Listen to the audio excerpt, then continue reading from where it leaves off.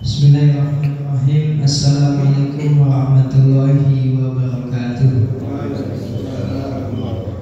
Alhamdulillahirabbil alamin. Wassalatu wassalamu ala asyrafil anbiya'i wal mursalin sayyidina Muhammadin wa ala alihi wa ashabihi ajma'in. Amma ba'd. Rabbi shrah li sadri wa yassir li amri wahlul 'uqdatam min lisani yafqahu qawli. Rabbana zidna ilma warzuqna fahma. Subhanaka la ilma lana illa ma 'allamtana innaka antal alimul hakim. Allahumma faqihna fid din wa 'allimna ta'wil. Bapak hadirin jamaah salat subuh Masjid Baitus Salam yang dirahmati Allah Ta'ala, alhamdulillah syukurillah kita bisa kembali bertemu pada subuh pagi hari ini di Masjid Baitus Salam untuk melanjutkan kajian kita hubungan suami istri sebagaimana yang dicontohkan oleh Rasulullah SAW. Ya, tafsiran dari perintah Allah Ta'ala wa'ashiruhunna bil ma'ruf. Seperti apa mu'asyaratul zawjah bil ma'ruf? Seperti apa cara seorang suami mempergauli istrinya dengan cara yang ma'ruf yang Nabi contohkan langsung. Karena sebaik-baik contoh adalah Nabi. Satu-satunya orang di dunia ini yang kita bisa copy paste cuma Nabi. Ya, karena semuanya sempurna. Gak ada satu sisi pun yang negatif dari Nabi kita. Lain halnya dengan manusia. Manusia mungkin ada yang bagusnya, ada yang kurangnya, begitu. Ya, tapi Rasul sempurna. Allah yang mengatakan wa innaka la'ala khuluqin azim. Sungguh engkau di atas akhlak yang bagus. Ya, jadi sudah di atasnya lagi, bukan berakhlak agung lagi, tapi sudah di atas akhlak yang bagus. Ya, jadi sudah contoh yang paling sempurna. Jadi kalau kita mau mencontoh, contohnya Nabi. Gak usah orang lain, gak siapapun orangnya. Ya, kenapa? Karena setiap manusia sebaik apapun di mata kita pasti ada kurangnya. Ya, kalau kita jadikannya panutan, nanti begitu kurangnya terlihat, akhirnya kita bisa berbalik arah. Tapi kalau Nabi dia ada kurang sama sekali. Memang sudah Allah ciptakan demikian, ya, untuk menjadi contoh. Walakum fi Rasulillahi uswatun hasanah. Ya. Dan bagi kalian uswatun hasanah, suri tauladan yang baik. Ya, jadi kita bisa contoh dalam bab ini. Kita akan lihat seperti apa Nabi mempergauli istrinya sehari-hari, ya, dalam rangka melaksanakan perintah Allah Ta'ala wa'ashiruhunna bil ma'ruf, dan pergaulilah istri-istri kalian dengan cara yang ma'ruf. Sebagaimana biasa, sebelum kita mulai ta'lim kita, mari kita membukanya dengan surah Al-Fatihah, surah pembuka. Sebagai wasilah kita, mohon kepada Allah agar dibukakan hati kita sehingga kita bisa lebih mudah lagi untuk memahami ilmu-ilmu yang Allah Ta'ala turunkan kepada Nabi-Nya, sehingga bisa meresap ke dalam jiwa kita, sehingga dalam setiap helaan nafas kita selalu berada di bawah bimbingan Allah Subhanahu wa Ta'ala.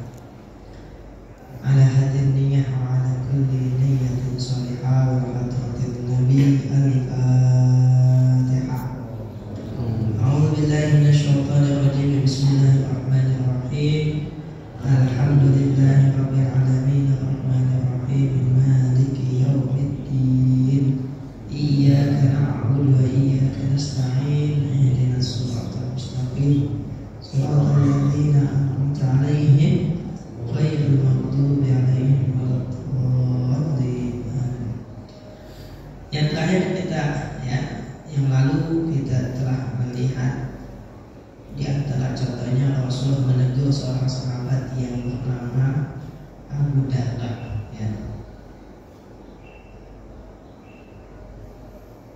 kisah tentang Abu Darda dan Salman Al-Farisi, di mana Abu Darda terlalu berlebihan dalam masalah ibadah sehingga kurang perhatian dalam masalah terhadap hak istrinya, sehingga Nabi pun menegurnya dan mengatakan, wali ahlika alika haqqan, sungguh istrimu pun punya hak atas dirimu, fa'ati kulladzi haqqin haqqah, maka berikanlah setiap hak kepada pemiliknya. Kemudian kita lihat lagi contoh berikutnya bagaimana Nabi mempergauli istri-istrinya. Ini buat yang punya istri lebih dari satu, ini contohnya nih. Jadi walaupun ada 2, 3, tapi gimana bisa harmonis? Nih, jadi ada suasana suasana nyantai juga, suasana bercandanya juga gitu ya, nggak selalu serius. Di sini disebutkan dalam sebuah hadis,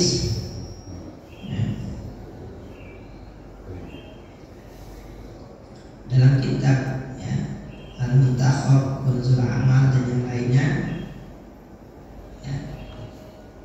diriwayatkan oleh Sayyidah Aisyah, dia berkata, Ataitun Nabiyya sallallahu alaihi wasallam bihariratin qad tabaqtuha lahu. Kata Sayyidah Aisyah, aku mendatangi Nabi membawa harirah itu jenis makanan jadi makanan qad tabaqtuha lahu, yang Sayyidah Aisyah masak sendiri. Untuk apa? Untuk Nabi. Aku tulis Saudah radhiyallahu anha. Lalu berkata kepada Saudah, Saudah ini juga istri Nabi. Kalau nggak salah urutannya itu Saudah itu istri yang paling tua Kalau Aisyah itu muda. Dan kalau nggak salah juga urutannya itu Saudah lebih dahulu dinikahi oleh Nabi daripada Aisyah. Kalau nggak salah urutannya begitu. Lalu aku berkata kepada Saudah, wan nabiyyu baini wa bainaha, dan Nabi ada di antara aku dengan dia. Artinya di situ ada Nabi, ada Saudah, di Nabi di kanan kirinya ada Saudah. Sayyidah Aisyah berkata kepada Sayyidah Saudah, kuli, makan. Fa'abat, nggak mau. Jadi Sayyidah Saudah nggak mau makan makanan yang dimasak oleh Sayyidah Aisyah. Aku tuh Sayyidah mengatakan, lata kulina, sungguh kamu pasti harus makan. Awla uladikhanna wajhaki, atau kalau enggak latakhatu, di muka ini coreng-coreng, dipakai makanan tapi dimakan lagi.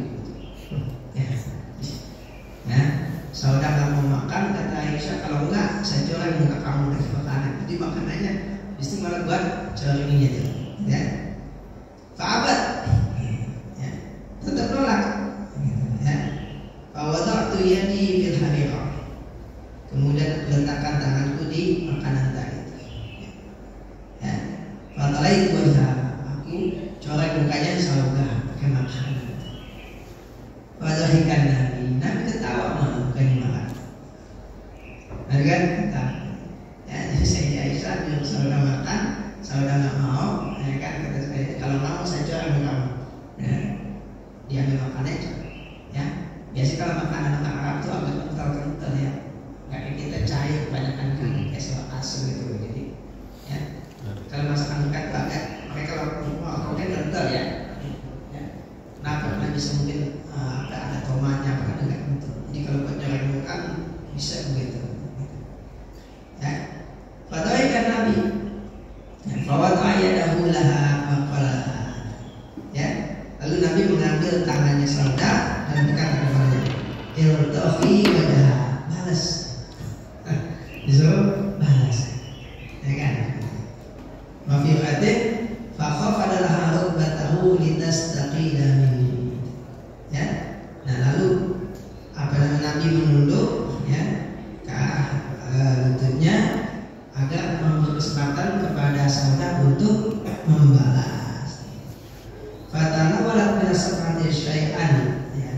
pun mengambil sesuatu dari makanan tadi, sofa itu wadahnya kayak piring gitu ya. Famasahat bihi wajhi, lalu ya dicolekkan ke mukaku. Bahwa supaya terang Rasul tertawa. Ini jarak usia antara Saudah dengan Sayyidah Aisyah cukup jauh. Ya, cuma makanya saya nggak ingat ya, tapi memang cukup jauh ya. Karena Sayyidah Aisyah kan dinikahi sangat muda ya, gitu. Sangat muda. Seperti itu. Jadi memang Sayyidah Aisyah itu kalau yang saya baca dalam riwayat yang namanya masih muda, belum pengalaman, jadi belum cukup pandai masak. Jadi sepertinya Saudah ini nggak pede makan masakan Sayyidah Aisyah. Jangan-jangan tidak enak gitu kan? Begitu ya.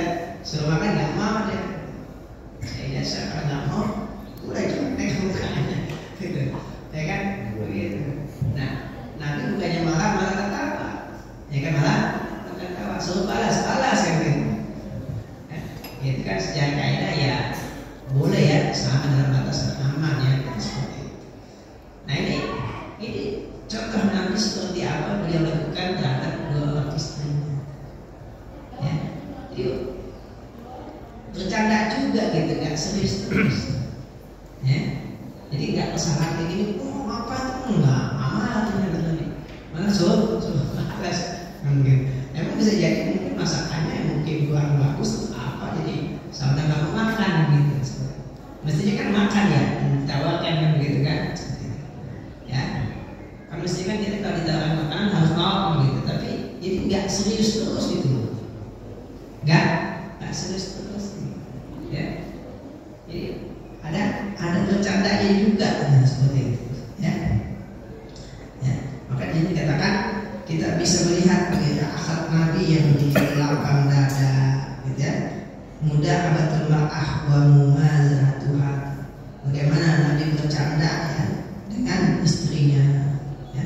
Wa ikhalu surur wal mar'ah ala qalbiha. Jadi beliau bagaimana membuat istrinya itu senang. Ya. Coba kalau dibikin serius kan bisa marah beneran. Ya kan? Jadi berantem malah. Tapi dibikin suasana malah jadi gak berantem, yang mungkin berpotensi berantem jadi gak berantem, gitu ya.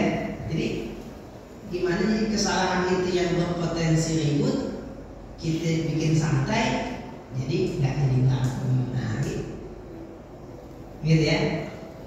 Kan itu kan mesti kesalahan ya, tapi kan kalau diseriusin jadi berantem, ya kan? Begitu. Sama dengan anak-anak itu aja, jangan diseriusin, ya kan? Dibercandain aja, jadi nggak ada berantem, ya. Jadi nggak selamanya kesalahan-kesalahan kecil itu dianggap serius, dianggap masalah, sehingga malah jadi berantem, ya. Kan mungkin kalau nggak tahu contoh begini kan, ya, udah masa capek-capek, mungkin nanti kalau kamu nggak masuk capek-capek bukan nggak mau nyobain dalam gitu, mungkin di cuma makan, ya kan? Atau kamu ngapain sih nyobain kau? Ya. Tapi ini jadikan bercanda sehingga yang mestinya tadi mungkin berpotensi ribut jadi nggak ribut, ya kan? Dan Nabi juga nggak nyuruh Aisyah yang mulai duluan minta maaf, enggak. Tapi Nabi nyuruh Saudah, ya udah bahasa aja nah kan gitu. Ya kan? Begitu. Mungkin di antara anak-anak kita juga gitu, jangan diseriusin mulu ya. Gitu. Ya kan? Apa yang penting masih batas aman gitu ya, begitu. Ya. Jangan ada kesalahan dikit, oh serius loh, marah yang mana. Nah ini yang Nabi contohkan ya. Cuma seperti ini memang harus ada lapang dada. Ya kan? Contoh lagi hadis lain bagaimana Nabi yang memperlakukan istrinya ya, ada bercandanya juga, ya, jadi nggak selalu serius. Sayyidah Aisyah berkata, ya, kanat ma Rasulullah sallallahu alaihi wasallam fi safarin fasabaqtuhu fasabaqathu falamma hamilat lahma wa banat sabaqathu fasabaqaha. Ya. Jadi dalam sebuah safar, jadi nggak berarti lagi pergi nih, nggak lagi di rumah nih. Ya berarti kalau kita lagi piknik, nah cuma kan bukan piknik ya, kalau safar dakwah, jihad gitu, ya kan?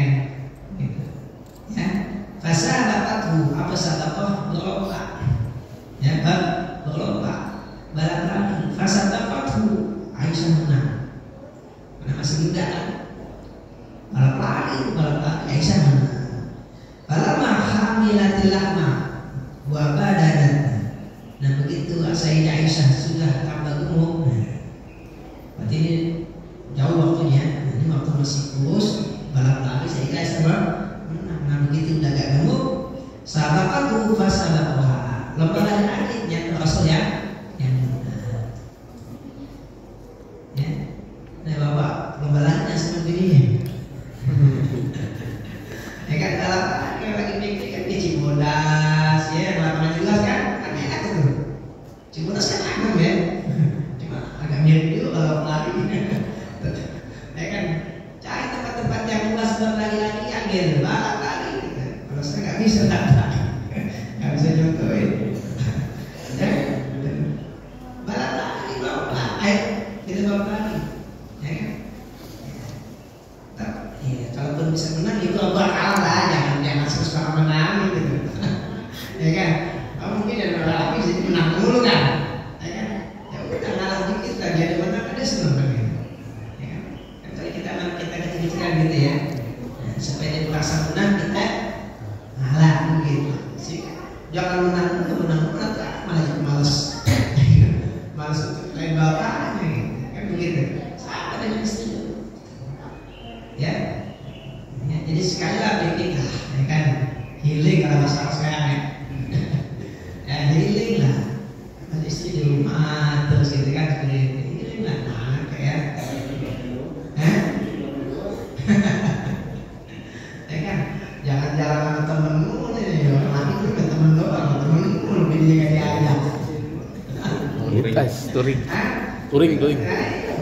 Jalannya sama temenmu, ya kan, istri kayak diajak, ya kan, tuh yang hobi motor lah, yang jalan-jalan ke sepeda lah, sama temenmu. Ya ada punya teman lah, tapi ada istri ajak juga healing jalan-jalan kemana gitu kan. Ya, ternyata tempat sana ada apa? Udah balapan aja kemana gitu.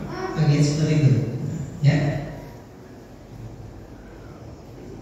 Jadi di sini kita bisa melihat ya bagaimana Rasulullah ya, karena kebetulan memang saya kan istri yang sangat muda dibanding yang lainnya, yang lain kan janda semua. Artinya Rasul bisa usia cukup jauh tuh selisihnya antara saya dengan Rasulullah. Kan pada dalam riwayat ketika dinikahi itu umurnya baru 7 tahun, kemudian tinggal serumah umur 9 tahun. Karena mereka kaget ya, yang sekarang ke 9 tahun udah banyak yang badannya gede. Kata orang bingung ya kan, zaman sekarang 9 tahun mereka tidak ada, ya kan, seperti itu. Ya, nah sementara Rasul mungkin umurnya 40 sekitar. Mungkin ya, kalau nggak salah menikahi si Aisyah masih di Mekah, udah hijrah kayaknya dari Madinah kalau nggak salah ya, nggak apa dulu sejarah sih. Yang pasti sampai 12 di sini dia sekitar 40 tahun mungkin. Di sini ada Rasul dan Sayyidah Aisyah, kan jauh banget. Tapi Rasul bisa menyesuaikan diri, ya kan? Tahu kan istrinya masih muda, ya kan? Maka menyesuaikan diri, ya. Lihat karena masih muda apa kesenangannya. Nah, ini di antara contohnya, ya. Di antara contohnya ya di sini, ya Sayyidah Aisyah bercerita, ya. Anak Nabi sedang ada jalisan. Suatu ketika Nabi sedang duduk. Fasami'a Allahu an-nas wasibyan. Lalu beliau mendengar suara orang-orang dan anak-anak, ya, suara ramai. Faidah habasyiyatun taqusu wa nashaulaha. Ternyata ada wanita kecil Habasyi, ya, Habasyi berarti orang Afrika ya, Habasya yang sekarang Sudan, Ethiopia itu, taqusu sedang menangi wa nashaulaha, dan orang-orang di sekitarnya. Jika dari daerah yang sama batasan-batasan wajah mana, ya, nggak apa-apa, ada orang lain zaman Rasulullah. Cuma yang penting kali ini masih batasan wajar yang antara erotis dan buka aurat gitu ya, gitu, seperti itu, ya. Nah, tapi di sini memang contohnya yang tadi anak kecil, yang gitu kan, orang dewasa, gitu ya. Wanas Allah, ya, orang-orang di sekitarnya. Fakola lalu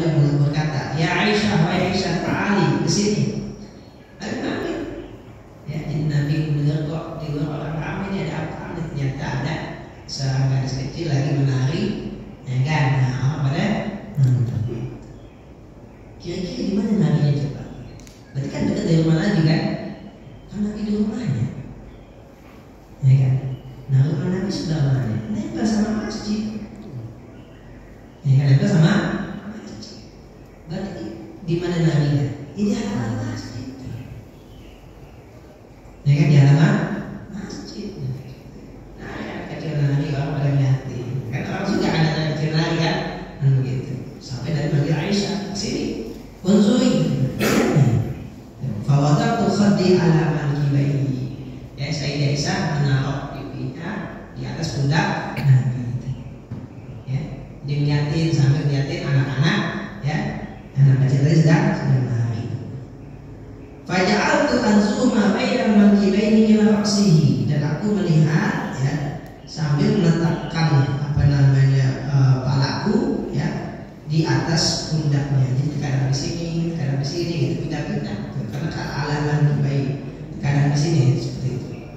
Faja'ala yaqulu, lalu Rasul berkata, ya Aisyah, wa ya Aisyah, amma syabi'ti, udah puas belum?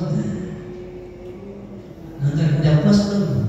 Fakullah, belum kan? Udah puas belum? Ya, jadi nonton, ya, nonton anak kecil nari sambil melihat orang juga melihat, ya. Nah itu sini, ya. Udah puas belum? Aisyah belum. Li anzura manzilati indahu. Jadi Aisyah itu bilang belum cuma pengen apa? Seperti apa sih kedudukanku di sisinya? Maksudnya apa? Seberapa berharganya aku bagi suamiku? Kan kadang begitu perempuan, ya. Perempuan kan kalau manja kan cuma pengen tahu seberapa sayang si suaminya.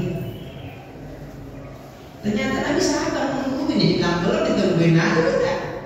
Sampai Nabi pukul. Nah ini hadisnya nih. Falaqad ra'aitu yurahu baina qadamaihi. Sampai Nabi gonta-ganti, kakinya tar yang kanan diangkat, yang kiri diangkat, pukul begitu. Bayang ya, diri kita kan diri, ya, diri. Saya di Aisyah, ya. Apa gerai tadi pundak sambil melihat, kan diri nggak pernah pukul, ya. Kan kalau kita pukul kan, kaki kanan. Tapi kalau pukul begitu kan, nah ini. Yu'awihu baina qadamaihi. Jadi menggonta-ganti ngangkat kakinya. Sampai pegang. Sampai pegang. Berarti kan enggak sebentar, ya. Ya enggak sebentar. Ya. Nah itu hiburan zaman itu, ya itu kan. Ya berarti hiburan zaman sekarang sesuai dengan zaman, ya kan. Ya ada kalanya ajak istri nonton hiburan. Selama yang murah-murah. Ya kan? Mungkin nonton TV bareng, mungkin nonton film bareng, selama ya batasan murah, ya, jangan sibuk mulu, jangan serius mulu. Nabi memimpin umat aja masih nyempetin, gitu kan, waktu buat istrinya, ya nonton apa, ya ada topeng monyet, nonton sih, ya kan, topeng monyet, ya. Kata memangnya kan lucu juga dari kita tonton, ya. Selamat tonton-tontonannya yang berubah, ya. Maka menurut saya, ya tarian-tariannya enggak haram sama batasan, ya tariannya enggak terbuka aurat, ya kan. Tariannya juga enggak apa namanya erotis, gitu ya. Nah kan kalau tarian kita banyak yang bagus, ya, yang apa namanya erotis, ya. Bahkan kalau tarian tradisional itu biasanya memvisualisasikan kegiatan, karena ada tari apa manen kan gitu, ya. Ya kan kalau tarian gitu, ya. Ya artinya ya tergantung tarian erotis bagi kita malah. Ya, tarian-tarian ini malah tarian yang santun, ya, nggak masalah, nggak masalah. Gitu. Selama pakaiannya, ya, nggak terbuka auratnya, ya. Makanya pondok-pondok pun terkadang satu berarti itu belajar lagi kan, ya, nggak masalah selama batasan, ya, mubah, gitu, ya. Ini emang saya Aisyah dulu yang cerita, ya. Kenapa saya Aisyah dulu yang cerita? Ya ini hikmahnya kenapa Allah takdirkan Rasul menikah dengan Sayyidah Aisyah.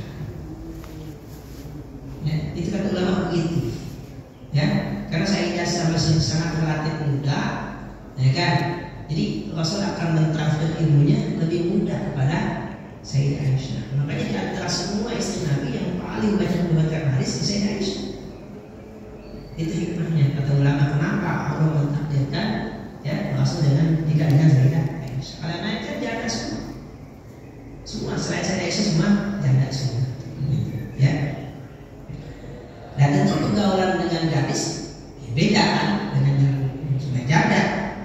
Ya, kenapa? Yang sudah janda berarti kan sudah pernah menikah, sudah pernah melayani suami, ya. Tentu nggak banyak petunjuk gitu ya. Sementara Sayyidah Aisyah gadis di sini, ya.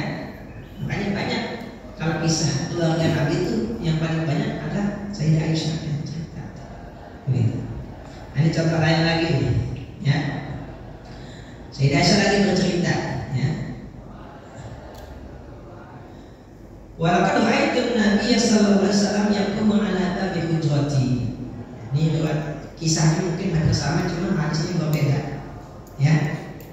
Kalau tadi hadisnya singkat, ini adalah lengkap, ya. Yaqumu 'ala babi hujrati.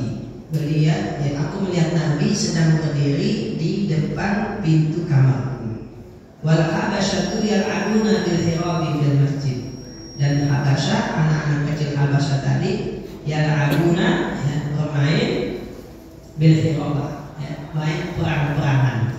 Kalau tadi kan Nabi, ya kan, ya. Kalau tadi Habasyiyah, ya, berarti gadis perempuan. Ini Habasyah berarti anak-anak kecil laki-laki yal'abuna bil hirab, main perang-perangan. Oh, zaman sekarang masih ada kan perang-perangan? Jangan ya. Sudah perang-perangan main game sih. Ya kan? Main game. Nah, kalau kita mau benar main perang-perangan, saya juga main perang-perangan, bikin dari terbang pisang tuh, ya kan? Bukan terbang apa? Bukan itu yang kecilan tuh, lepas pisang kan? Bikin itu, ya kan?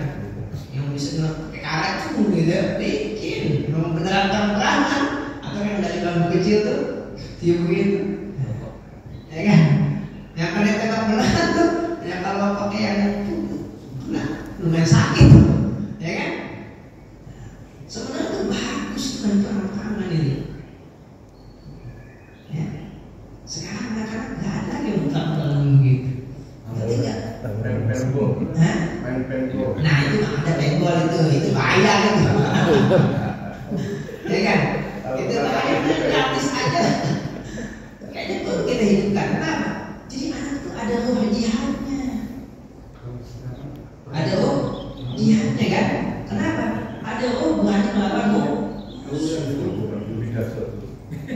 Kayaknya perlu juga kali dibikin guru-guru sekolah kali ya. Ya kan? Ya kalau zaman saya sih masih main perang-perangan masih. Kalau sekarang mah ya kagak main perang-perangan.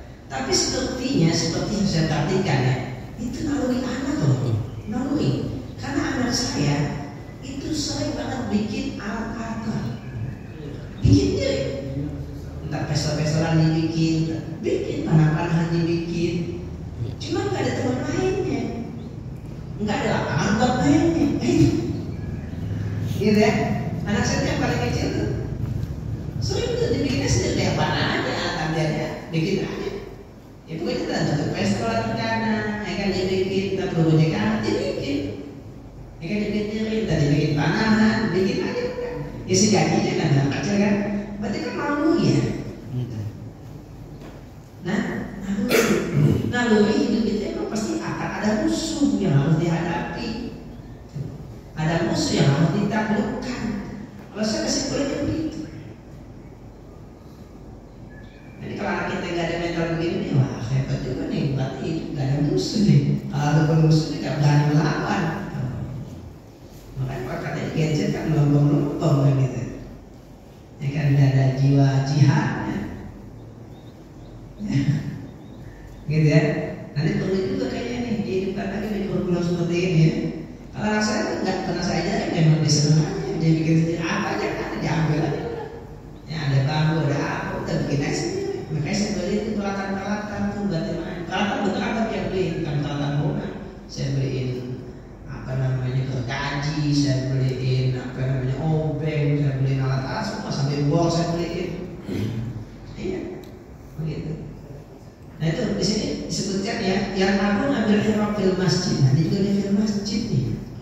Makanya saya tuh bingung dengan pengurus masjid yang melarang anaknya di masjid. Ya kan? Pengurus masjid yang melarang anak main di masjid. Nah, itu saya bingung terus terang. Karena saya baca hasil itu berkali-kali. Ya aku ngambil fil masjid. Jelas. Ya, jelas sekali disebutkan ya. Gitu. Hadis diriwayatkan ya, apa namanya, pada yang yang kedua oleh Imam Bukhari dan Muslim seperti hadis sahih.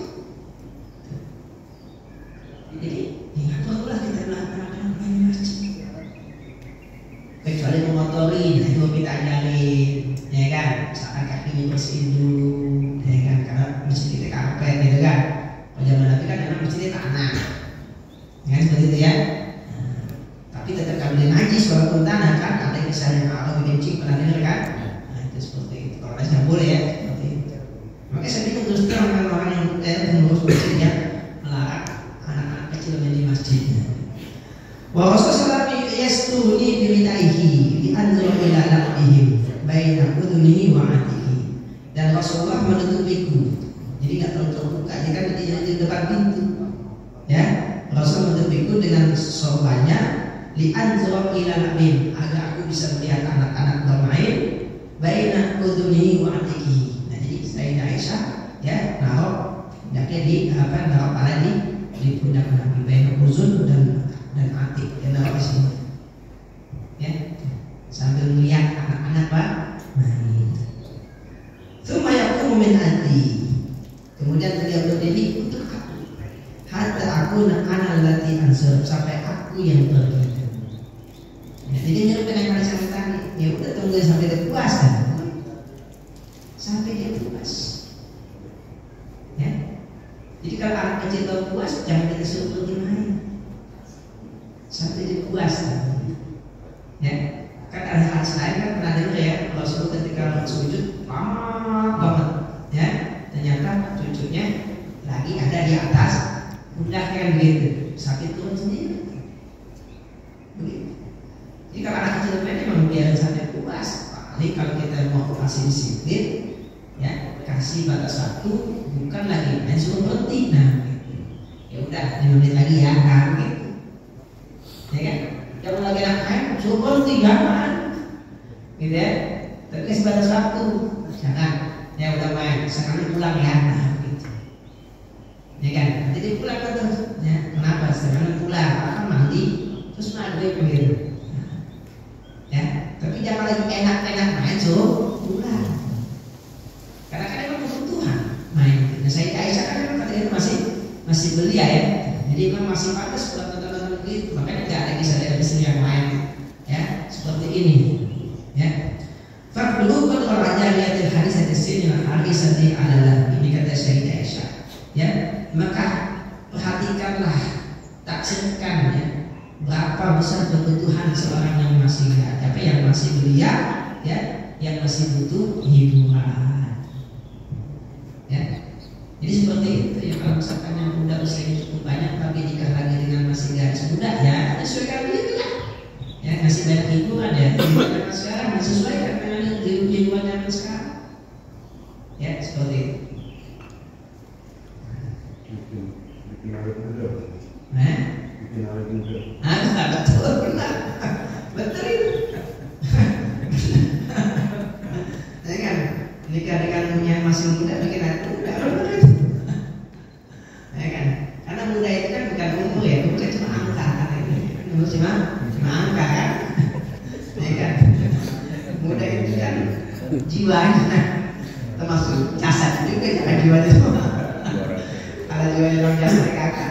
Dikasih imam juga ya, jiwa jasad juga dijaga juga biar tetap muda gitu ya, gitu. Jadi jiwa dan raganya muda, tuh banyak angka, mau apa angkanya, gitu. Ya, seperti itu. Nah seperti ini yang dicontohkan ya. Jadi ada waktunya menghibur istri, ngajak main, ya, ngajak jalan-jalan,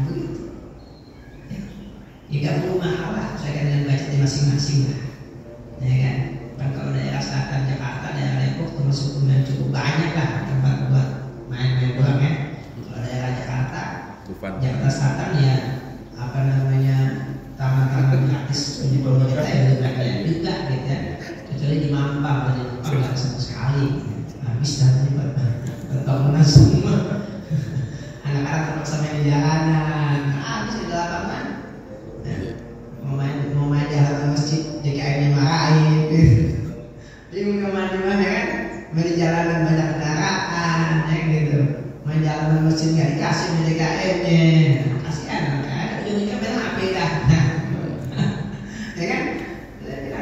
Ya, mestinya kita harus tahu lah kebutuhan anak-anak main gitu ya.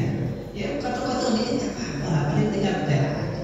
Malah kalau butuh ajarin anak-anak ngepel, ya udah SMA kita ngepel ya, nah bisa juga begitu, ya kan? Jadi teorinya bukan dengan melarang, tapi mengarahkan. Anak-anak main di sini, nggak apa-apa, tapi kita ajarin harus main tidak bersihin ya. Nah begitu. Anak-anak kecil kan kalau bersih rame-rame malah seneng ya kan? Ya, jadi bukan dengan cara larang, tapi dengan cara diarahkan. Nah kemudian berikutnya, ya. Jadi selama apa namanya hiburan tadi batasnya yang penting halal ya, diubah ya, bukannya haram silakan seperti itu. Kemudian wa muslimun taqi al-hasib la yanfa'il wa tufahu ta'iratu dan asbab ta'iyah. Seorang muslim yang cerdas, yang bertakwa itu tidak mudah terpancing emosinya dengan sebab hal-hal yang sepele. Gak mudah terpancing emosinya dengan sebab yang sepele, sehingga membuat dunia jadi terbalik. Misalkan ya masakan nggak sesuai dengan seleranya, ya atau masakannya terlambat dari yang semestinya, seperti itu. Ya, akhirnya hal seperti ini jangan sampai menjadi sebab ya untuk marah. Ya, jangan seperti itu ya, sehingga membuat keributan hanya gara-gara makanannya kurang enak, ya kan, atau makanannya terlambat datang. Nih yang lebih tepat ya.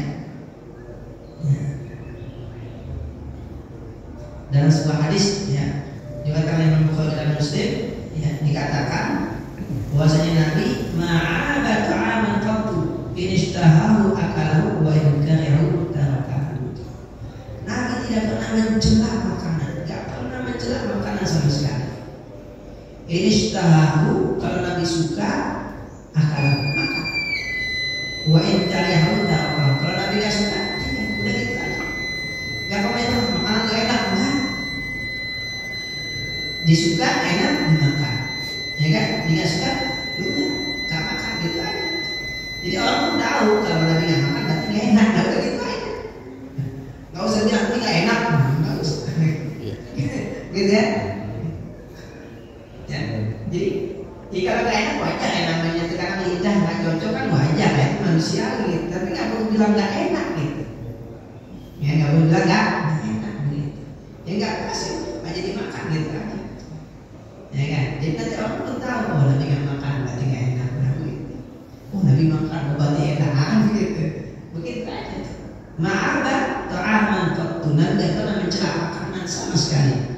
Ini tahu akalahu, jika Nabi suka ya sesuai dengan seleranya Nabi makan. Wa in karihahu, jika Nabi tidak suka tarakahu, Nabi tinggal ya. Disebutkan juga suatu ketika Nabi tanya kepada istrinya tentang al-qurb, tentang lauk, ya, tentang lauk. Nah, istrinya menjawab ma'inna illa khaldun, kita tidak punya apa-apa kecuali cuka.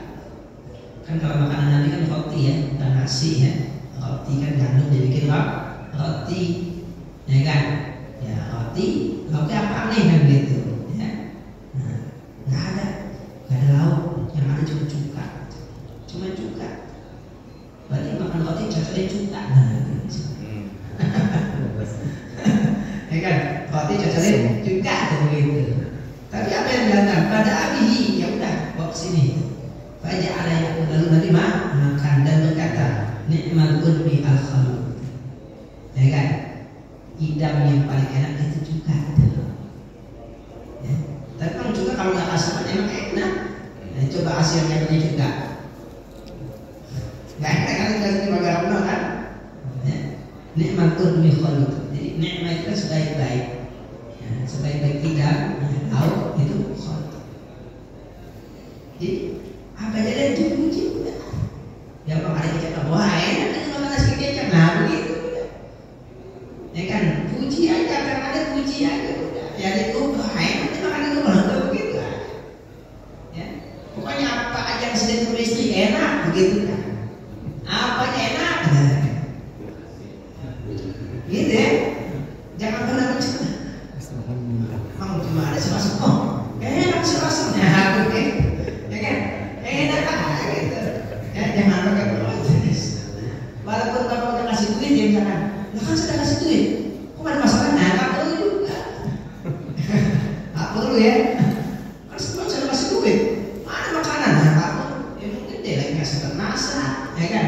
Mungkin lagi nggak sempat belanja, nah begitu. Nah juga aja lebih puji gitu ya. Berarti apa aja udah, oh enak nih. Guys, oh enak nih tempe beli jadi lah, puji tuh. Gitu ya. Jadi makanan apa aja dipuji. Misalnya emang nggak enak sama sekali, udah diam, nggak makan, nah gitu aja udah. Ya, tapi nggak. Paling puji makanan apa? Ya, nggak perlu seperti itu. Ya, seperti jadi nggak perlu. Jadi kalau sesuai dengan selera, ya makan. Ini sudah tahu, akal. Ya kan, kalau yang cari tahu, kalau nggak suka, tahu kan, udah tinggalin. Ya, seperti itu. Nah, ini bisa ya menghindari percikan-percikan api yang bisa menyala hanya gara masalah kecil. Ya, nah, jadi jangan karena hal yang kecil ya membuat keributan. Ya, jangan seperti itu. Karena bisa jadi mungkin dia lagi nggak mood, ya kan?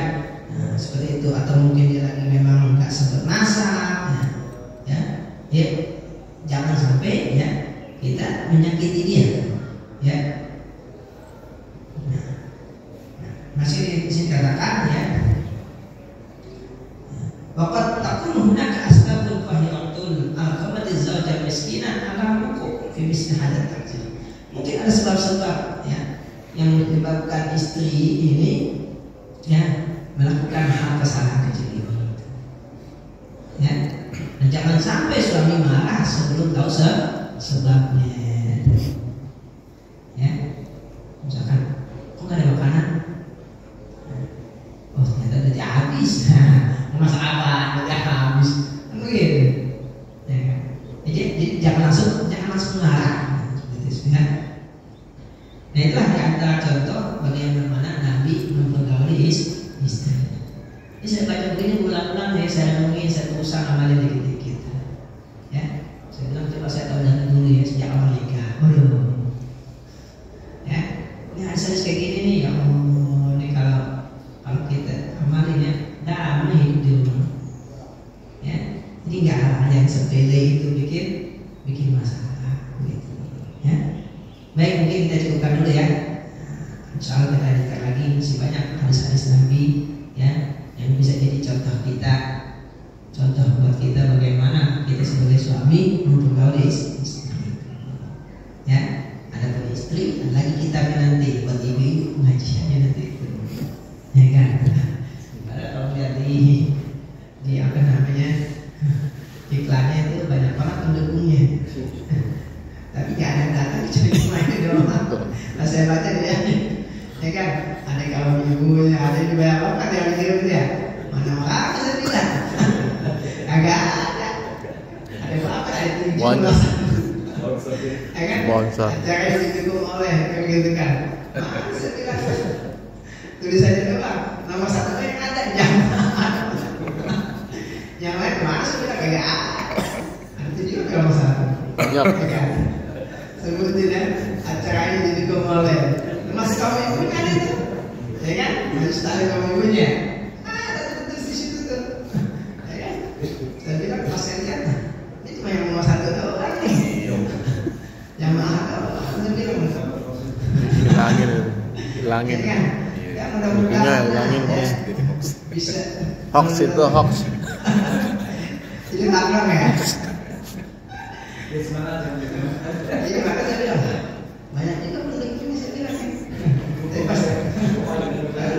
pas di sini kok cuma satu doang yang paling atas namanya jadi jamaah. Ini jamaah tetap orang ini. Jamaah tetap orang zaman-zaman yang tambahan belum kelihatan lagi nih peserta barunya. Baik, silakan kalau mungkin ada yang disampaikan sebelum kita tutup ya seperti biasa. Mungkin ada yang disampaikan ingin ditanyakan. Tapi mungkin jangan nanya kali ya, lagi merenung aja, lagi evaluasi. Masih malu lagi mengevaluasi aja kan? Ya, lagi bercermin nih. Kok saya kan nggak begitu ya? Evaluasi yang penambah lah. Iya, lagi mengevaluasi aja kan dengan dirinya. Maksud begitu ya, ya berarti saya selama ini masih jauh banget ya maksudnya. Jangan mulai ngajak istri main, jangan mulai ngajak istri jalan-jalan gitu ya seperti itu. Ya kan? Gitu masih suka marah-marahkan hal sepele gitu ya. Masih suka marah-marah kalau bajunya belum disetrika gitu ya. Ya, nah ini subhanallah. Memang benar ya kalau mengatakan innaka la'ala khuluqin azim. Ya, azim benar saya kalau baca seperti ini ya Allah. Benar. Diutusnya Rasul itu nikmat, benar-benar nikmat. Karunia banget. Ya, orang mengatakan laqad manallahu 'alal mu'minina id ba'atha fihim rasulan min anfusihim.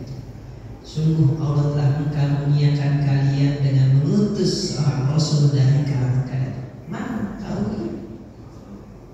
Jadi rasul itu karunia benar. Ya, tentu yang bisa merasakannya ya kalau sudah baca hadis-hadis kayak gini ya. Kalian belum baca ya nggak merasakan. Ya, jadi wajar kalau umat Islam orang mukmin mencintai Nabi, mencintai Allah Taala, bergembira, bahagia dengan diutusnya Nabi, bergembira dan bahagia dengan lahirnya Nabi. Itu memang semestinya. Ya, kita mesti. Kalau kata Imam Ghazali itu bergembira itu salah satu bagian daripada syukur. Karena gembira itu ekspresi syukur itu gembira. Ya, syukur itu ada 3 tahapan. Pertama, mengetahui kalau itu nikmat, ya kan? Kemudian yang kedua, ya, dia bergembira dengan nikmat ini. Yang ketiga, dia menggunakan nikmat tersebut untuk ketaatan pada Allah itu. Jadi yang al-farah, masalah farah itu juga mampu. Emang dia itu untuk gembira. Dan di Al-Quran memang ada sebutan khusus, qul bi fadlillahi wa bi rahmatihi fa bi dzalika falyafrahu. Falyafrahu, bergembiralah. Qul, katakan bi fadlillah, dengan sebab karunia Allah Taala. Nah, qul bi fadlillahi wa bi rahmatihi, dan dengan sebab rahmatnya. Fa bi dzalika, dan oleh karena itulah falyafrahu. Ya. Jadi jangan dianggap biasa-biasa aja. Kan kita kalau ngasih orang sesuatu yang menerima, senang malah, pasti kita senang kan? Ya kan? Wah, tiba-tiba makanan. Udah lama ada nunggu kayak gini nih, alhamdulillah. Kalau mungkin basa-basi doang, tapi kan senang. Betul nggak? Ya kan? Atau kita, wah, semalam memang ada lagi permintaan makan nih. Anterin, nah, gitu. Walaupun mungkin basa-basi doang ya, tapi kan enak didengarnya. Ya kan? Hari udah mungkin makan nih makanan nih. Belum kesampaian, ente kasih ya Allah, makasih banget. Ya kan? Itu yang kasih pasti senang banget tuh. Ya kan? Ente tahu ada jam goreng. Kan kalau begitu besok dibawain lagi. Ya kan? Karena kan kita kalau ngasih orang senang kan kita demen kan, mesti dikasih kan. Nah kita kalau dikasih kita juga. Ya kan? Nah begitu juga dengan diutusnya Rasul. Ya dengan diutusnya Rasul, senang kita, gembira, bahagia. Ya. Nanti Allah tambahin lagi itu nikmatnya. Ya, masih banyak lagi hadis-hadis ya tentang bagaimana seorang suami memperlakukan istrinya. Ya, mudah-mudahan dengan pelajaran seperti ini kita bisa memperbaiki dan meningkatkan diri kita, ya, kualitas kita sebagai suami, ya, bisa memperbaiki lagi hubungan kita dengan istri, ya, sesuai dengan perintah Allah Taala, wa ashiruhunna bil ma'ruf, dan bergaulilah mereka para istri dengan cara yang ada yang menanya? Ada Aisyah. Silakan maju. Ya, Assalamualaikum warahmatullahi wabarakatuh. Waalaikumsalam. Perihal yang tadi anak-anak ya. Iya.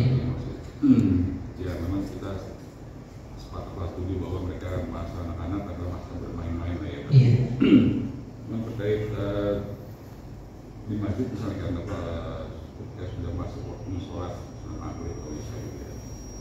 Sementara mereka di luar masih asik berlari-lari, main padahal mereka kan memang mau ikut sholat lepas karena mereka pakai sarung dan sebagainya gitu ya. Nah seperti itu apakah kita biarkan saja mereka bermain, ya kita abaikan lah, kita tetap prokes, atau perlu kita ingatkan atau gimana? Malah terkadang mungkin tetap kita sudah takbir, sudah masuk rakaat pertama, mereka masih asik berlari di teras ini, bahkan kadang-kadang suka ngagetkan nih kaca, kesenggol dan sebagainya. Nah, ini kan di sisi lain kan juga mengganggu kekhusyuan jamaah kan gitu. Tapi dari sisi juga memang dilematis sebab kalau kita tegur nanti ya bisa jadi orang tua juga tersinggung ya kan, mana masih anak-anak dan sebagainya kan gitu kan. Nah, ya akhirnya karena ya udah kita biarkan tapi seperti tadi. Nah, gimana kita enaknya lah pasti. Tentu main yang dimaksud di waktu sholat ya. Dan pasti kan mungkin udah masuk waktu sholat masih main. Mungkin ya waktu sholat masih sholat karena kan Nabi juga menyatakan guru auladakum bis sholat, gitu kan. Nyatakanlah anakmu untuk sholat. Berarti nggak boleh kita biarin kalau sudah waktu sholat. Udah pasti kita harus suruh sholat. Berarti kalau sudah sholat ya kita suruh berhenti mainnya. Ya kita suruh sholat. Nah di sini kan yang terpenting adalah caranya. Ini yang saya lakukan dan alhamdulillah saya berhasil. Memang kita harus berdekatan dengan anak-anak. Saya biarkan anak-anak main, tentu di waktu sholat. Saya larang. Cuma memang karena mesin kita cukup luas, ada bagian dalam, ada bagian luar. Saya bilang udah hanya di luar ya. Saya bilang begitu, ya kan? Ya, hanya di. Itu melakukan luar, biarin aja. Ya kan? Di jatuh juga biarin aja. Jadi kecelakaan kita tolong gitu ya. Begitu. Selama itu biarin, gitu. Karena juga sendiri dulu waktu kecil juga namanya di masjid. Ya kan, yang pakai sarung, seret-seret gitu ya. Ingat banget itu saya. Ya seperti nah kalau lapangan ada lagi lapangan tingginya, lebih gampang lagi dia main bola dan apa gitu. Saya biarin mereka pasang main bola, saya biarin. Kecuali dalam ya, kalau dalam tentu mungkin main bola di sini gitu ya, seperti itu. Nah sekali saya jadi. Nah itu kayak jadi gitu ya. Enggak saya kenapa yang 2000-an, ya kan? Ngelakuin tukang itu kan? Bang, dulu nggak bagi lebak, bagi itu anak-anak semua, segitu ya. Tahu apa? Nah, baru saya bayar. Semua pakai. Senang kan mereka cuma 2.000 doang, 2.000 satu orang. Paling kan orang misalkan 20 orang, 40.000. Ngasih berapa kan? Tapi itu sering saya lakukan. Nanti anak-anakku sampai saya pada hormat. Tapi takut juga sama saya. Jadi saya tuh kalau datang agak belakangan. Saya lihat udah langsung pada sebuah riset. Saya ngomong, saya nggak marahin. Udah saya direct begini, saya lihatin. Takut mereka, saya nggak ngomong kagak. Saya lihatin langsung pada masuk barusan semua. Mana juga sebenarnya nggak bisa ngomong saat ini aja mungkin. Udah, langsung pada masuk ke barusan. Masuk semua, ada pada beli. Ada pada masih lari-lari kan tuh. Imam dan takut pada masih lari-lari kan. Ya kan, ini anak-anak kan ya.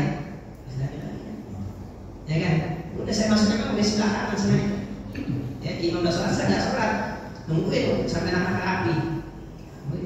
Saya nggak ngomong, saya liatin aja begini, udah pada masuk pada satu semua. Nggak pakai ngomong kagak, nggak pakai enggak.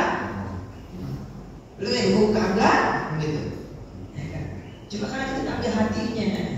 Maka begitu main kita kasih main, nggak tentu jadi kita kasih jajan. Nah, begitu doang kuncinya. Kan tadi kayak sekarang masih main balik komplain ke saya. Siapa dikasih main saja? Gitu kan? Dikasih main saya terus banget.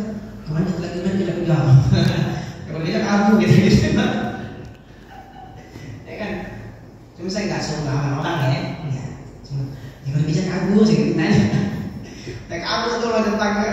Ya kan apa? Mau mesti digembok sakitnya ya udah perlu tetangga. Saya nggak marah, saya ketawain aja gitu. Tidak pernah berlalu karena kita ambil hatinya main, kita kasih main. Jadi waktu saya ketua DKI memang saya jadi main. Nah sekarang ketua DKI ada ganti kan gitu kan. Nah saya lagi jadi memang dari komplain gitu kan. Cuma saya kasih melawan ya, salah juga kalau suruh melawan ya kan gitu. Ya kan. balik udah kalau dikasih kabur begitu kan, masa jangan begitu kan, udah kabur aja udah gitu kabur begitu, ya. Jadi saya nggak sesungguhan kan gitu, ya kalau nggak dikasih udah kabur gitu kan, iya malah kabur begitu, ya. Pernah saya ajak berenang, ya kan, cuma nggak sendiri ya intinya, gitu, ya kan, nggak sendiri gitu ya, padahal udah ada 2 orang satu mobil, anak kecil kan tinggal masukin aja muat kan. Anak kecil dia mah nggak penting dulu kami sampai. Anak kecil saya ajak kantor, ya kan, ayo berenang kita bilang. Jadi begitu. Jadi hati tetap ya nggak mungkin ketika udah sholat kita biarin main salah, nggak boleh. Kenapa? Karena emang lagi juga suruh sholat, gitu. Ya kan. Tapi kalau sholatnya masih belum benar juga jangan dimarahin, tapi tetap diajarin. Saya bilang, kalau ke sholat yang Allah, gitu. Makanya saya suka belakangan begitu tuh. Lagi sholat Allah, saya tegur dari belakang. Kalau lagi sholat yang Allah, gitu. Ya kan? Langsung saat itu juga saya tegur, ya kan? Tapi juga kita kadang juga peran si orang tuanya sendiri juga, menurut saya juga penting sekali. Jadi karena saya pakai juga contoh ya, anaknya masih kecil. Ketika orang tua itu memang mengajarkan mungkin dia, jadi si anak itu sholat di samping orang tuanya, meskipun teman-temannya itu bermain karena dia tidak ikutan. Kalau kata saya bukan karena pendidikan orang tua, tapi watak anak aslinya. Jadi ada watak anak nggak usah diem, ada watak anak kalau, nah itu bawaan kalau kata saya. Bukan karena orang tuanya ngajarin, karena anak kalau emang bawaannya nggak usah diem, dia kata orang tuanya ngajarin dan bakal diem. Emang anak aktif, bahkan lari-lari. Jangan ada orang tua yang ngajarin apapun, tetap anak aktif gak bakal bisa diem. Tapi emang ada anak kalem, nggak kemana-mana, diem aja, ada begitu. Kalau kata saya begitu ya, bukan karena orang tua yang ngajarin atau enggak, tapi bawaan asli anak itu. Ada anak yang nggak bisa diem, emang lalu sini, ada anak yang kalem. Kalau saya amatin begitu. Nah, paling saya ajarin begini sama bapaknya, tetap ajak ke masjid, tapi terus diingetin lagi kan juga. Saya kalau ada orang tua, bapak punya anak, saya tegur terus, mana anak yang mau diajak? Saya gituin. Saya tanya, mana anak yang mau diajak? Kalau saya tanya, ya kan? Nggak apa-apa Pak, dengan sholat di lebat, nggak apa-apa saya bilang. Ya kan? Di lebat, nggak apa-apa, biarin aja. Kita sebagai orang dewasa pasti terganggu. Yang salah kita, kenapa mesti terganggu? Biasa aja sholat aja. Kenapa mesti merasa terganggu? Saya bilang tadi, kalau sholat lagi sholat, cucunya nunggangin, kan gitu kan? Kan gitu kan? Ya kan gitu kan menghasilkan. Nah kita jangan merasa terganggu, kita ini yang salah. Ya kan? Anak kecil kalau lagi sholat ke depannya, ya anak kecil kalau dewasa baru salah lah depan orang sholat. Ya gitu. Kalau orang dewasa kan Nabi bohong, begitu, begitu. Kita lagi sholat nih, hormat, doain jangan apa-apa. Karena kalau begitu kita lagi fakotil, bukan Nabi. Kalau anak kecil jangan merasa terganggu, biasa aja gitu. Ya, kalau orang mau satu ganggu jangan, yang salah merasa terganggu, jangan. Gitu. Kalau anak dimarahin, kalau dimarahin, ya kan? Dia ke masjid itu, dia kan akan melihat orang sholat.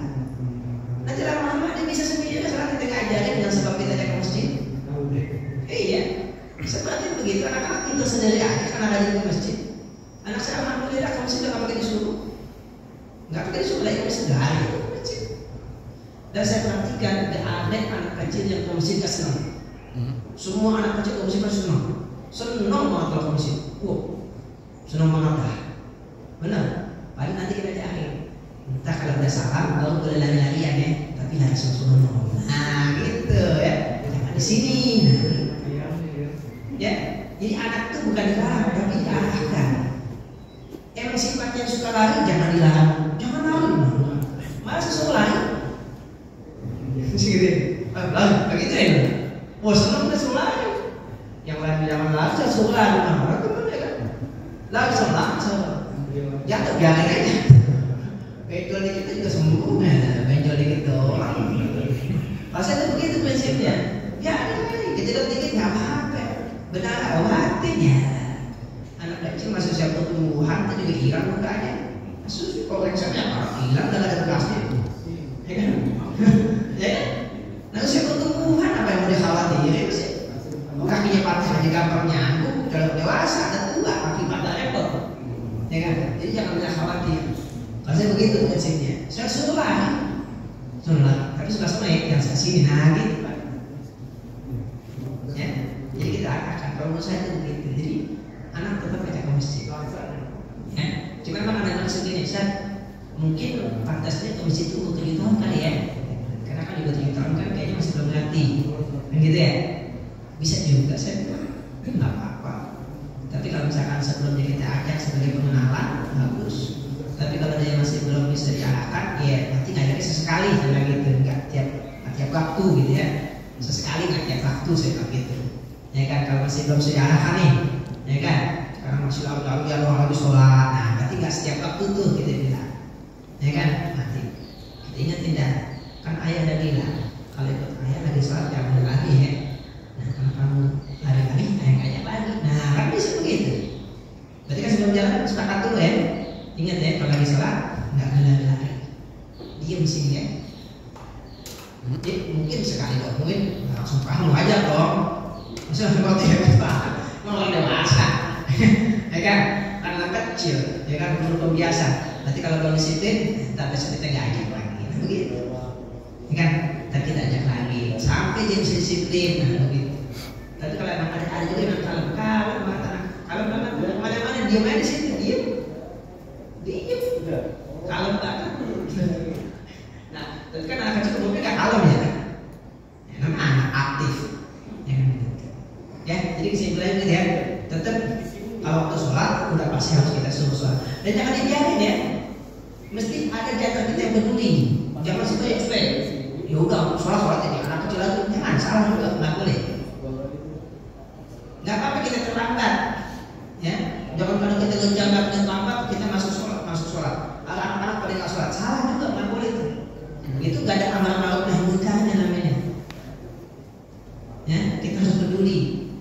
Ya, tapi tadi kuncinya ya kita harus dekat dulu. Kalau kita galakin, ya aku kan begitu.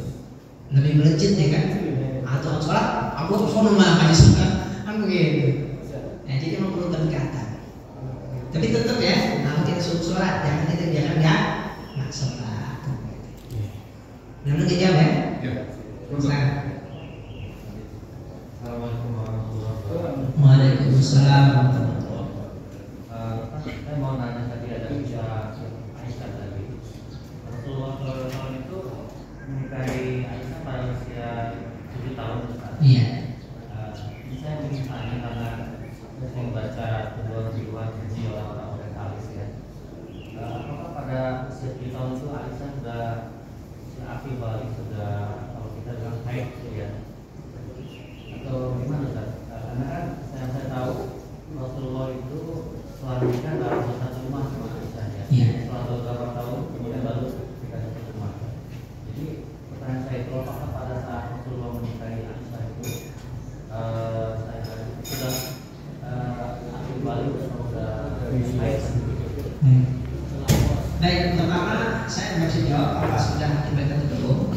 Banyak orang-orang ini, Karena saya tidak pernah baca orang-orang yang membenci Islam. Tapi yang sering saya temukan memang sebutkan ketika menikah, ketika dinikahi Rasul 7 tahun, ketika serumah umur 9 tahun. Nah, itu dia yang saya tahu seperti itu.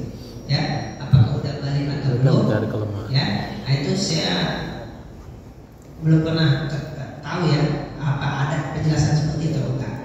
Nah, kemudian yang kedua, secara hukum pernikahan itu tidak menjadi syarat sahnya itu harus balik. Gitu. Ya jadi nggak syarat sah ya. Tapi kalau belum balik nggak sah, enggak, bukan, tetap sah. Kemudian yang berikutnya, tujuan nikah dalam Islam itu banyak, nggak satu, banyak, ya, bukan hanya memenuhi keperluan syahwat aja enggak. Ini mungkin yang banyak orang abaikan ya. Ya umumnya orang nikah ya karena untuk syahwat. Ya enggak salah ya, karena itu juga salah satu tujuan.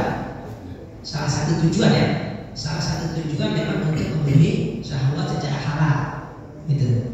Tapi itu bukan satu-satunya dan bukan yang utama.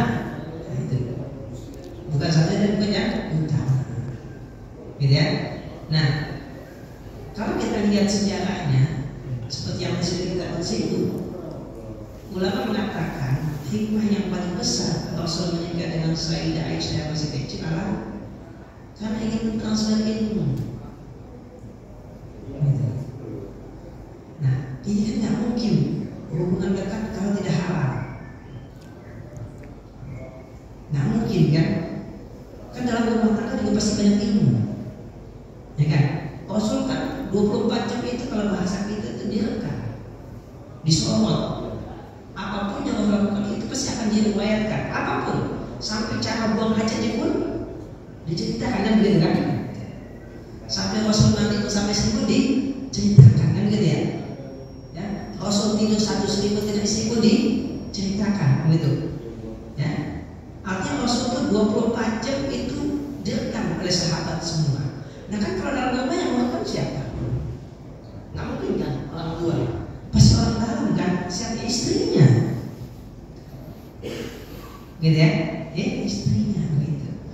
Jadi Rasul ketika Allah takdirkan, saya mengatakan takdirkan karena nggak tahu apa itu memang wahyu secara khusus atau enggak ya. Lain dengan kisah apa namanya Zainab binti Jahsy, memang ada wahyunya jelas, ya begitu, ya. Tapi itu hikmahnya.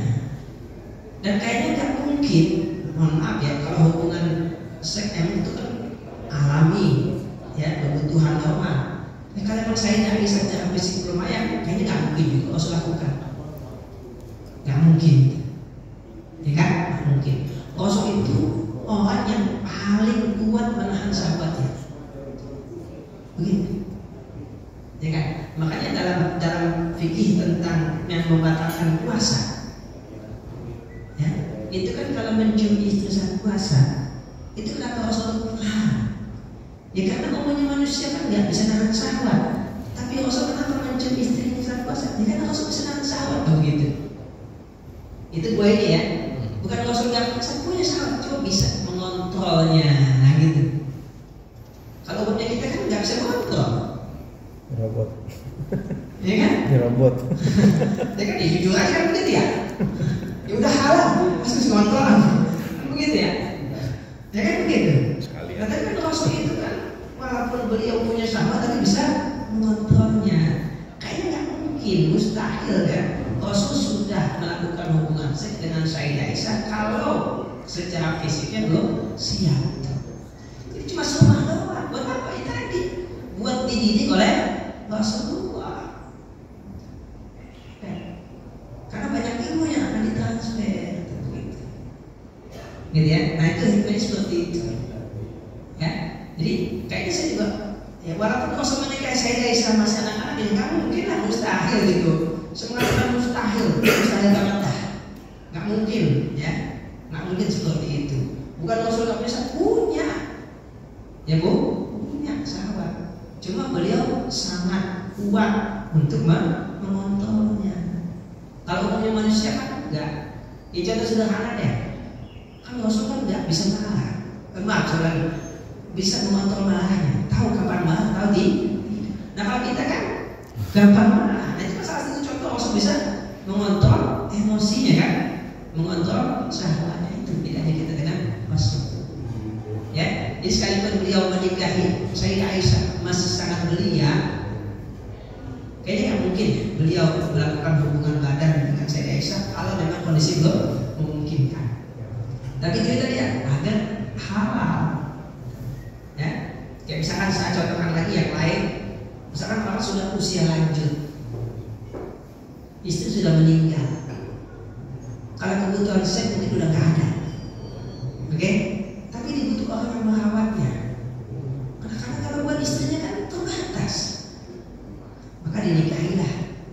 Buat apa? Ya buat merawat, biar halal gitu kan. Merawatnya jadi bebas gitu. Kan nggak mesti sahabat kan? Nggak kapal-kapal gitu kalau nikah. Ya mungkin kebutuhannya bukan sahabat. Kebutuhan apa? Dia butuh orang yang mengurusnya. Gitu ya. Makanya jadi nggak selalu nikah itu untuk memenuhi syahwat. Memang salah satunya, tapi bukan satu-satunya. Mungkin itu jawabannya buat orang-orang yang mungkin masih berpandangan negatif tentang pernikahan Rasul dengan Sayyidah Aisyah. Nah kalau Sayyidah Rasul ya jangan berusaha, jangan ya. Kalau kayak kita yang begini berusaha lagi kayaknya garis-garis masih kecil gitu. Jangan ya, jangan dalil secara fikih boleh, secara fikih jangan, saya katakan jangan. Ya jangan. Walaupun secara biologis udah matang, tapi secara psikologis belum. Kan banyak ya anak sekarang tuh. Sekarang kelas 6 SD aja sudah badannya juga ya, sampai ada viral ya beberapa waktu lalu tuh anak umur SD kelas 6 udah kayak perempuan dewasa. Kan ada tuh seliweran di media ya. Memang benar mukanya itu udah orang dewasa, karena itu kelas 6 SD. Gitu. Ya janganlah yang menikah yang begitu, walaupun secara hukum fikihnya boleh. Ya, karena walaupun secara biologis udah matang, tapi secara psikologis belum. Dan kamu juga kayaknya nggak bakal kuat nahan nafsu juga kan begitu kan? Jangan ya, jangan, cuma katakan jangan. Itu Rasul ya, jangan ikutin yang begitu. Bukan jangan ikutin karena haram, apa bukan? Ini kamu nggak bisa seperti Rasul bisa nahan. Ya, jangan ya. Jadi kalau pemerintah bikin peraturan nikah minimal umur 17 tahun buat perempuan 18 ya itu bermaslahatan. Ya, jangan kayak cerita yang Papa 10 tahun yang lalu ya, ini kayak anak umur 11. Ya, yang sampai namanya itu. Jangan ya, saya katakan jangan. Tapi ya, walaupun seperti boleh. Kenapa? Nah, itu bisa karena dijawab ya. Baik Bapak sekalian ya, seperti biasa kita selesai jam 6:30 ya.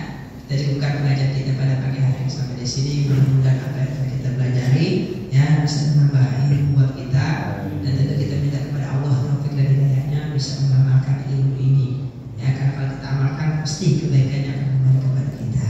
Amin. Al-Fatihah. Alhamdulillahirabbil alamin arrahmanir rahim maliki yaumiddin iyyaka na'budu wa iyyaka nasta'in ihdinas siratal mustaqim siratal ladzina an'amta 'alaihim ghairil maghdubi 'alaihim waladdallin. Astaghfirullahaladzim, astaghfirullahaladzim, astaghfirullahaladzim. Bismillahirrahmanirrahim. Alhamdulillahirabbil alamin. Allahumma shalli ala sayyidina Muhammad wa ala ali sayyidina Muhammad. Allahumma aghnina bil ilmi wa zayyinna bil ilmi wa akrimna bit taqwa wa jamilna bil afiyah. Allahumma jamilna bil afiyati wa salam wa haqqina bit taqwa wal istighfar wa isna min mujibatin nadama innaka sami'ud du'a. Rabbana atina fid dunya hasanah wa fil akhirati hasanah wa qina adzabannar. Wassallallahu ala sayyidina Muhammadin wa ala alihi wa sahbihi wasallam. Alhamdulillahirabbil alamin. Subhanallah wa bihamdihi asyhadu an la ilaha illa anta astaghfiruka wa atubu ilaik. Assalamualaikum warahmatullahi wabarakatuh. Waalaikumsalam warahmatullahi wabarakatuh.